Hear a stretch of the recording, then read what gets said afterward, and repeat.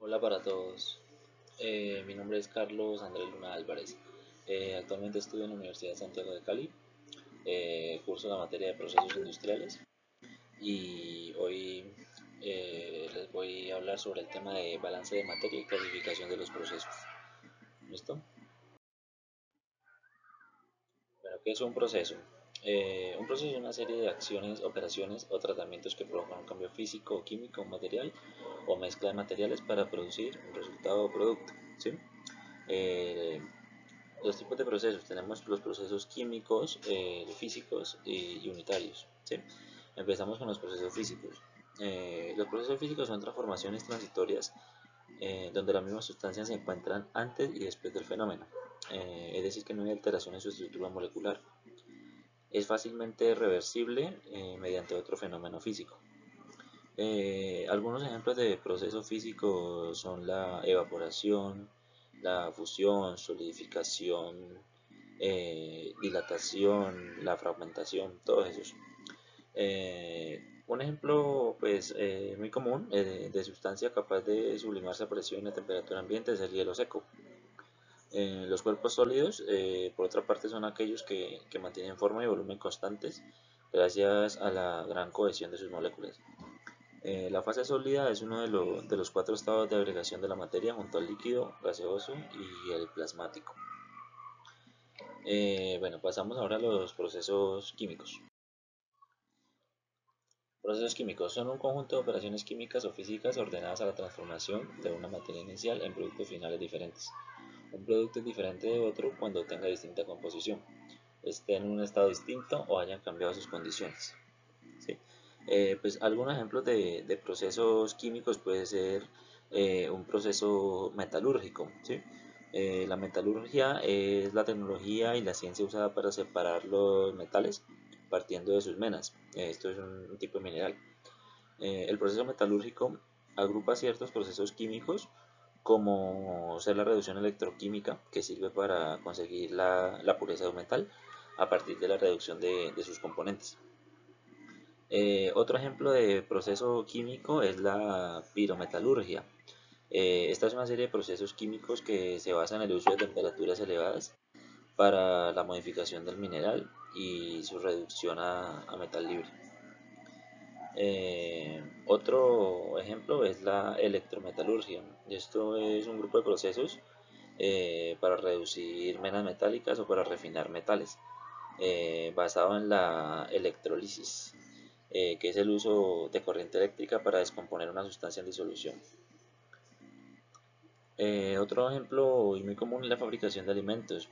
Eh, en este caso se emplean demasiados procesos químicos con sustancias tales como son los colorantes, los preservantes, saborizantes, para obtener diversos objetivos que van desde la conservación hasta la potenciación del sabor. Pasamos ahora con los procesos unitarios. Estos procesos son aquellos que requieren de una o más operaciones con reacciones químicas, por ejemplo, combustión, polimerización, nitración, obtención de vinos, de licores, obtención de alcoholes, etc. Eh, Algunos ejemplos de procesos unitarios puede ser la oxidación, que es un proceso por el cual una especie química pierde electrones simultáneamente a la ganancia de los mismos por otra sustancia. Otro ejemplo tenemos la combustión, que es una reacción química entre una sustancia oxidante y una reductora. Esto con desprendimiento de calor y eventualmente de luz. Tenemos la fermentación, que es un conjunto de reacciones químicas por la que una sustancia orgánica se transforma en otra por medio de ciertos microorganismos y generalmente va acompañada de gases. Otro ejemplo de los procesos unitarios es la caustificación. Esto es un proceso unitario que implica al carbonato sódico con cal y la producción electrolítica de soda cáustica con sal común, produciendo hidróxido sódico.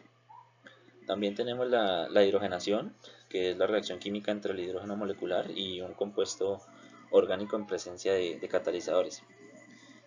Como último ejemplo podemos dar la precipitación, que es la aparición de una fase sólida en el seno de una disolución, que se produce cuando la concentración de poluto supera la máxima posible.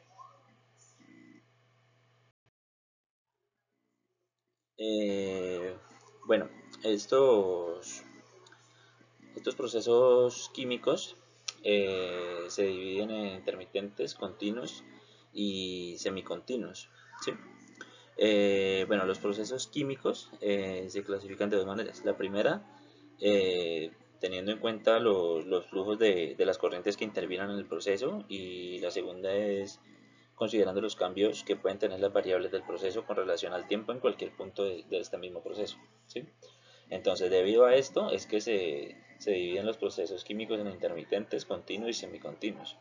Siendo los intermitentes cuando la alimentación, o sea, lo que entra al sistema al principio del proceso y todos los productos se extraen juntos tiempo después. O sea, en este proceso no existe la transferencia de masa en las fronteras del sistema entre el tiempo en que realiza la alimentación y el tiempo que se extrae el producto. Los procesos continuos es cuando las entradas y las salidas fluyen continuamente durante el proceso. Y los semicontinuos es cualquier proceso que no es ni intermitente ni continuo.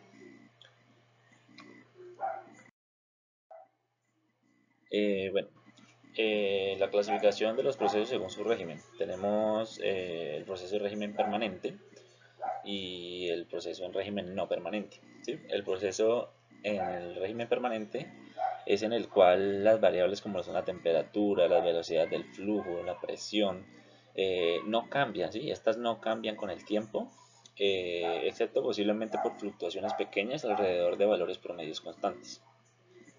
Y el proceso en régimen no permanente es aquel en el cual cualquiera de las variables del proceso puede cambiar con el tiempo en cualquier momento, ¿sí?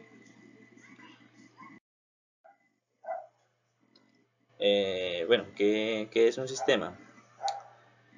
Un sistema es cualquier porción arbitraria o la totalidad de un proceso establecida específicamente para su análisis o estudio.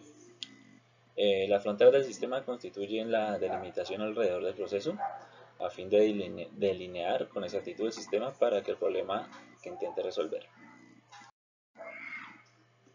Bueno, tenemos los tipos de sistemas, tenemos sistemas cerrados y sistemas aislados.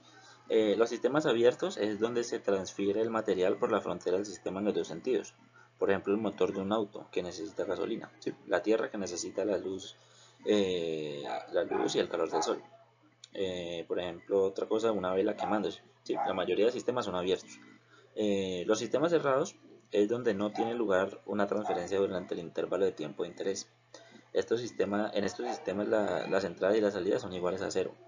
Por ejemplo, una olla a presión que no permita el escape de gases en el laboratorio sería un reactor. Y los sistemas aislados es cuando la energía no puede entrar ni salir ni cruza la frontera del sistema ideal. Sí. Bueno, pasamos ahora con el tema de balance de materia. Bueno, los balances de materia y energía son una de las herramientas más importantes con las que cuenta la ingeniería de procesos y se utilizan para contabilizar los flujos de materia y energía entre un determinado proceso industrial y los alrededores o entre las distintas operaciones que lo integran. Los balances de materia son también herramientas útiles para el estudio de la operación de una planta y las perturbaciones en la descarga. Ellos pueden usarse para checar la operación frente al diseño, para chequear y calibrar los instrumentos y para localizar las causas de las pérdidas de los materiales, ¿sí? Aquí cómo se clasifican los balances de materia. Los balances de materia se clasifican en balance parcial, molar, atómico y volumétrico. El balance parcial se realiza en los subsistemas considerando un determinado componente en cada una de las corrientes. El balance molar es si en el sistema no se originan cambios químicos. El balance atómico es si en el sistema sí hay cambios químicos. Y el balance volumétrico es si no se originan cambios de estado. Bueno, la ecuación general del balance de materia es masa entrante menos masa saliente más masa generada menos masa consumida. Esto es igual a masa acumulada. Bueno, a continuación vamos a ver unos ejercicios de lo que es el tema de balances de materia. ¿Listo? Seguimos. Primer ejercicio. Una mezcla que contiene 45% de benceno y 55% de tolueno en masa se alimenta a una torre de destilación. La corriente superior tiene una concentración del 95% de benceno en masa, mientras que el 8% del benceno que se alimenta a la torre sale con la corriente inferior. El flujo de alimentación es de 2000 kg sobre hora. Determinar el flujo de la corriente superior y los flujos másicos del benceno y tolueno en la corriente inferior.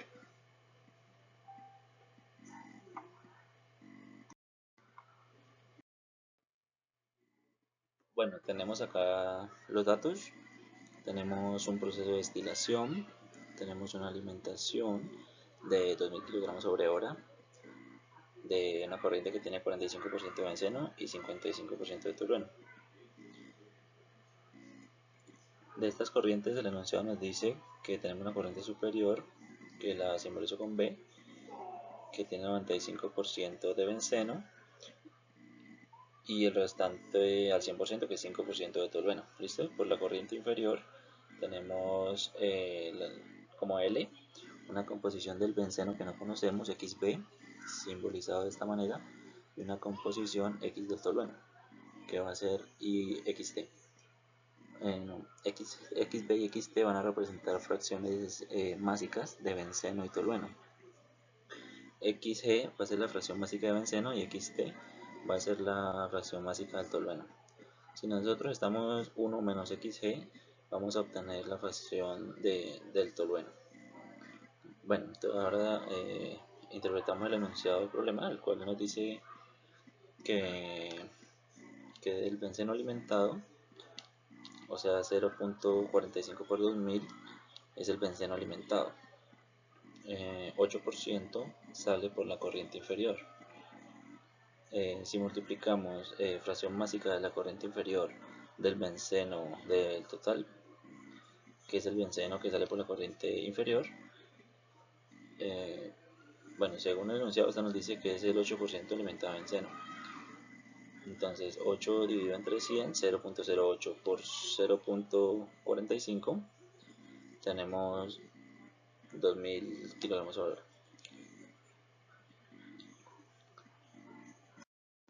Bueno, esta ecuación me ayuda a determinar cuánto de benceno sale por la corriente inferior. Bueno, el cálculo de 0.08 por 0.45 por 2000 tendríamos 72 kg sobre hora. Esta es la cantidad que sale de benceno por la corriente L, que es la corriente inferior. ¿Sí? Pues aquí ya tendríamos resuelto una parte del problema, una de las incógnitas. Bueno, ahora, acá resumimos que otros parámetros nos falta calcular, ya que el enunciado me pide cuál es el flujo de la corriente superior, que en este caso que estoy marcando la corriente superior como B.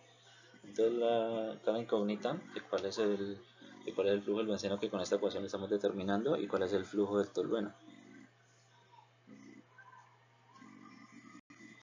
Bueno, ahora procedemos a resolver los otros interrogantes, para lo cual vamos a realizar el balance parcial del benceno, que aquí lo tenemos, que vamos a tomar como sistema el equipo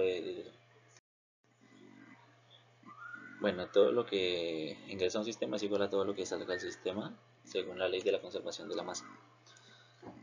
Entonces, si queremos hacer un balance parcial del benceno, todo el benceno que ingresa a nuestro sistema va a ser igual a todo lo que sale del sistema. Entonces, ¿qué está ingresando a nuestro sistema de benceno? Está entrando la fracción másica por el total, 0.45, que es lo que ingresa a nuestro sistema.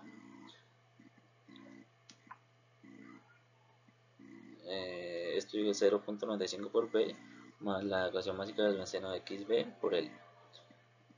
Bueno, aquí tenemos la ecuación que me ayuda a determinar cuánto vale B. Le despejamos B, queda de la siguiente manera: 0.45 F menos XB por L dividido entre 0.95. Esta parte acá de XB por L Damos términos según el enunciado del problema. XB por L es 62 kilogramos sobre hora. Con esta ecuación del balance parcial del seno, despejando B, debemos determinar el flujo de la corriente superior. Haciendo cálculos respectivos, reemplazando valores, tenemos 0.45 por 2000, es el total, menos 72 gramos sobre hora, dividido entre 0.95. Esto nos queda igual a B, igual a 872 kilogramos sobre hora, y este sería el flujo de la corriente superior. Aquí ya resolvimos la segunda parte del ejercicio. Para resolver el otro interrogante, pasamos acá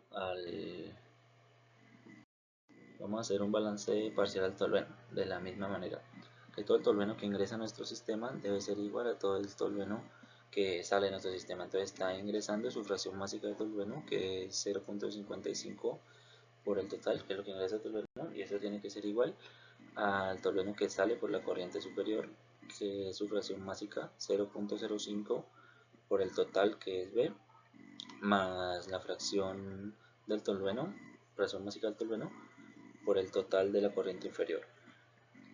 Bueno, como queremos determinar el flujo del tolueno de la corriente inferior, lo que hacemos es despejar a qué es igual la fracción másica del tolueno por el total, que va a representar el flujo del tolueno, ¿sí? Esa xt por L se presenta el flujo del tolueno en la corriente inferior.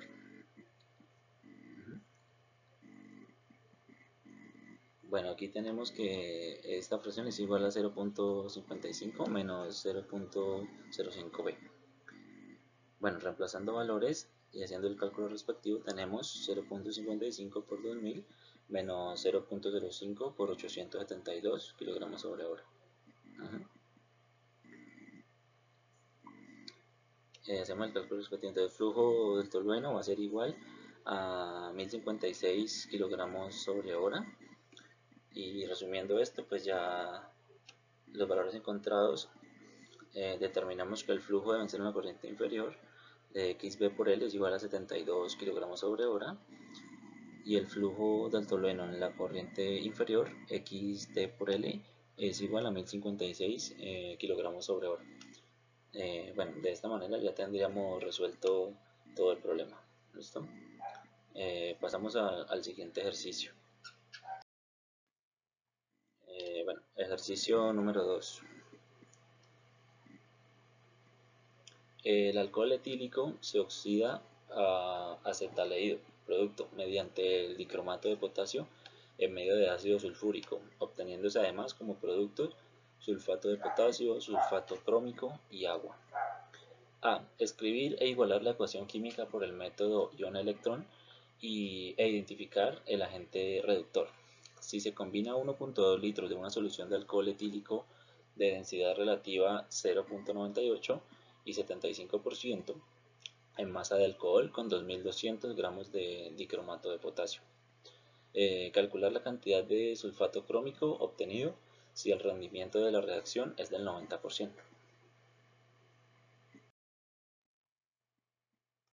Bueno, acá tenemos el alcohol etílico, que no es reactivo, más el dicromato de potasio, que es reactivo, mientras el ácido sulfúrico, de hecho son los tres reactivos que tenemos, dándolos como productos el acetaldehído más el sulfato de potasio, más el sulfato crómico, más el agua. El siguiente paso es identificar en la reacción química quiénes se van a ionizar. Se ionizan los ácidos, las bases y las sales. Entonces identifiquemos que el alcohol etílico es un compuesto iónico que se ioniza. El alcohol etílico, el dicromato de potasio se va a ionizar en 2 potasios, 2K más 1, y el cromato a la menos 2, más el ácido sulfúrico se va a ionizar en 2 protones, más sulfatos a la menos 2. Hacemos ambos productos. El aldehído no se ioniza, lo ponemos con carga 0, más el sulfato de potasio que se va a ionizar en 2 potasio más 1, más sulfatos a la menos 2. Más el sulfato crónico se va a ionizar, es una sal, que en 2 cromos más 3, más 3 veces sulfatos a la menos 2. Y más el último producto, que es el agua, que no se ioniza y tiene una carga en cero. Bueno, el siguiente paso es identificar quién se oxida o quiénes se oxidan y quién se ioniza. Y bueno, nuevamente tenemos que tener uno que se oxida y uno que no. Acá tenemos el alcohol que nos dice que está oscilando A. Entonces la segunda situación es que estamos viendo que el dicromato está pasando a cromo más 3. Entonces tendríamos esas dos, una de oxidación y la otra no.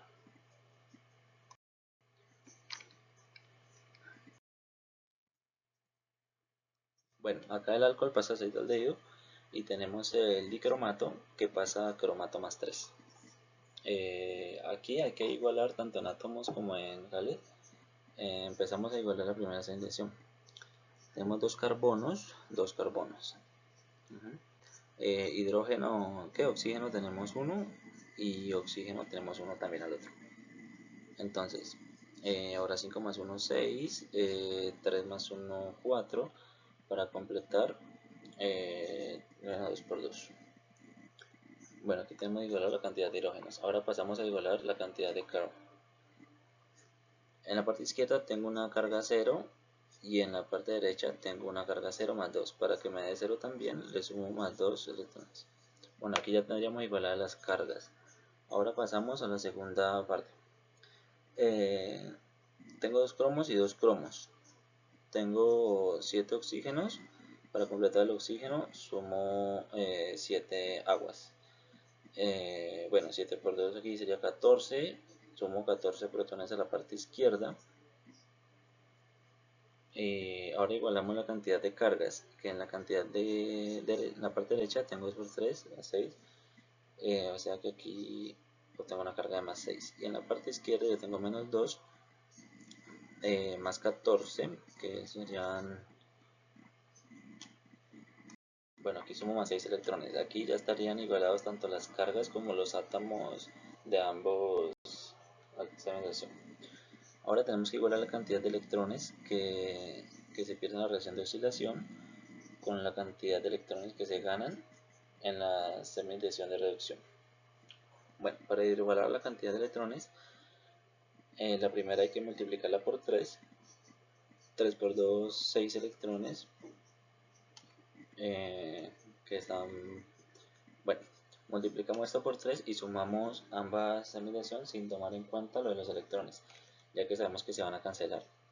Y ambos datos van a ser lo mismo. Entonces, sumando, tenemos 3 alcoholes, 14 protones, más cromatos a la menos 2.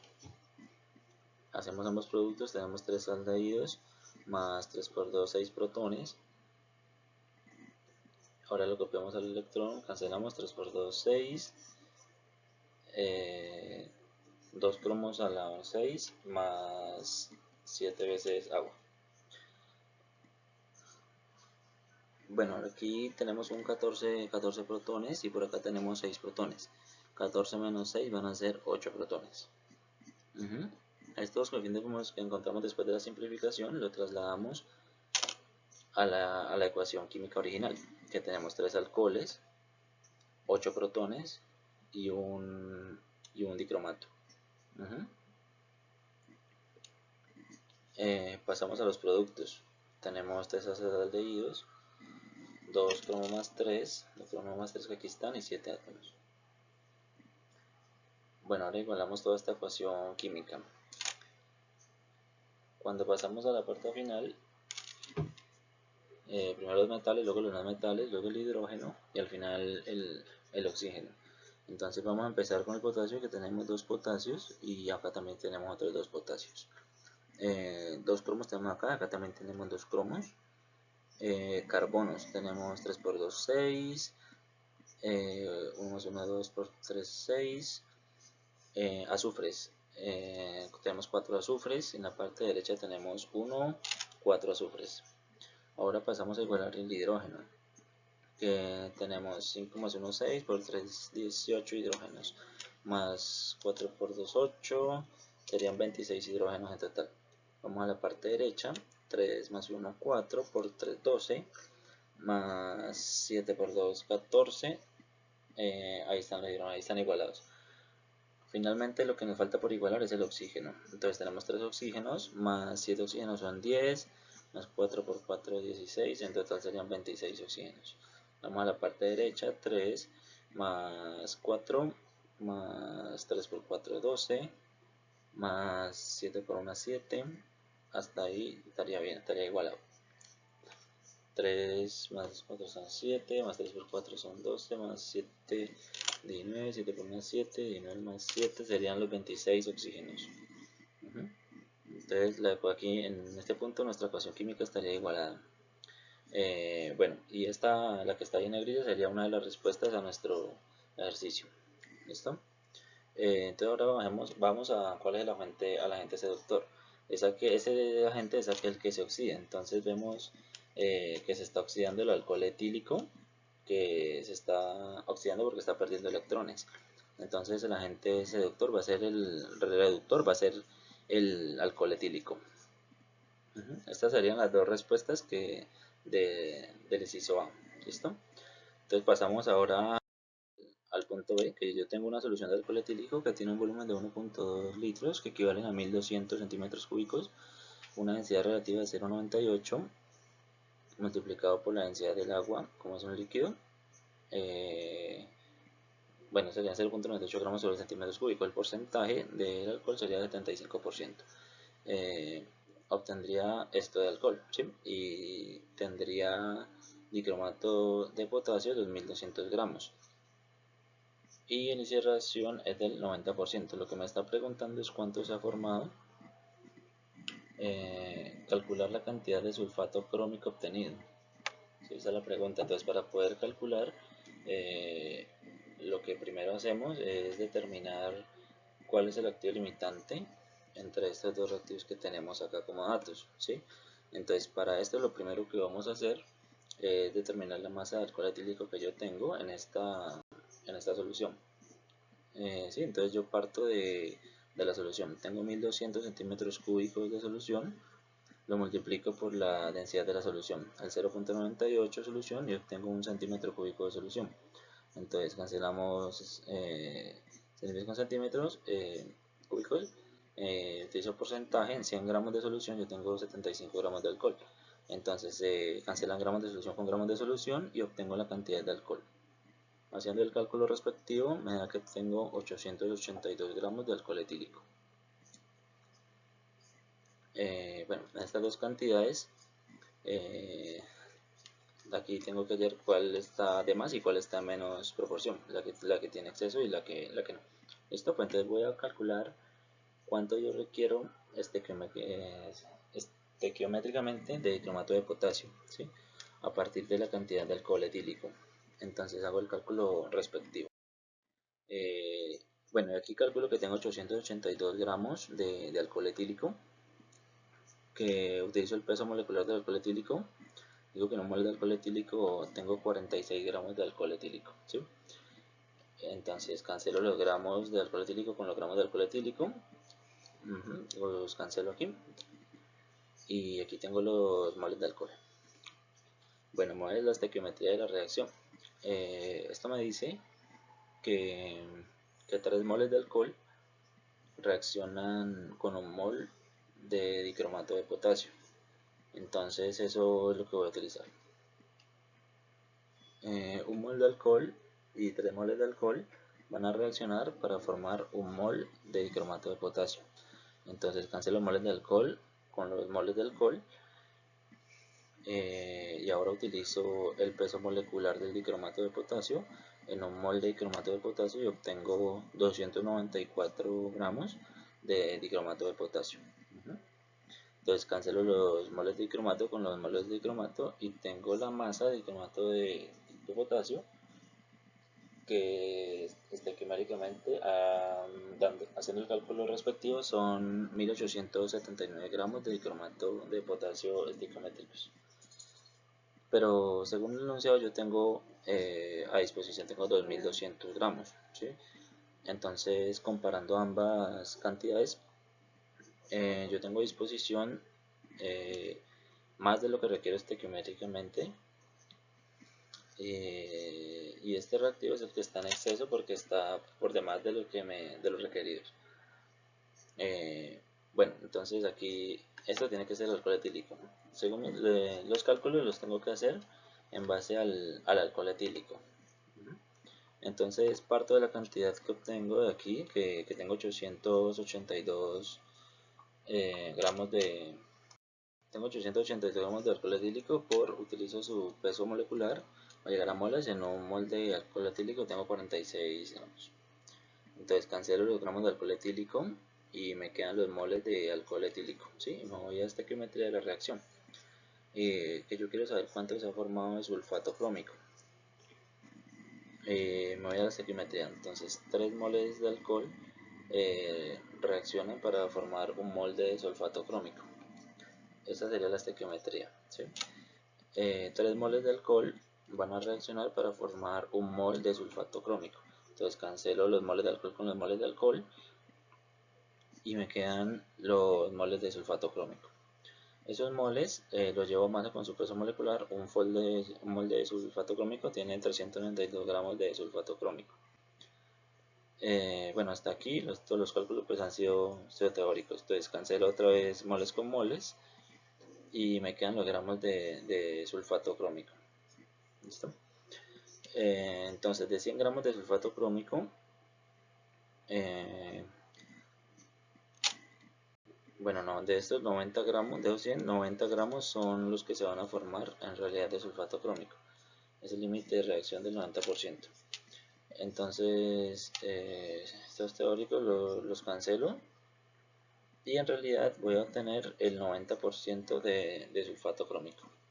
¿Listo? Aquí hacemos el cálculo respectivo y me da que debo tener en realidad 2255 gramos de sulfato crómico. Bueno, esta sería ya la respuesta al punto B del ejercicio y ya por esto habríamos terminado el segundo ejercicio. Esto sería todo. Bueno, espero les haya gustado y espero nos volvamos a encontrar en una próxima ocasión. Chao, chao.